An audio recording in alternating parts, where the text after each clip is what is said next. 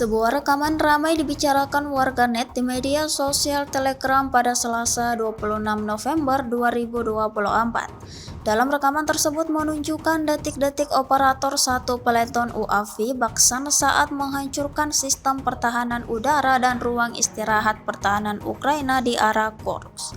Konflik yang tak berkesudahan antara Rusia dan Ukraina terus memanas. Angkatan bersenjata Rusia terus mengincar personel musuhnya, menargetkan serangan brutal pada tempat berlindung Ukraina. Ledakan dahsyat terjadi, posisi Ukraina alami kerugian besar.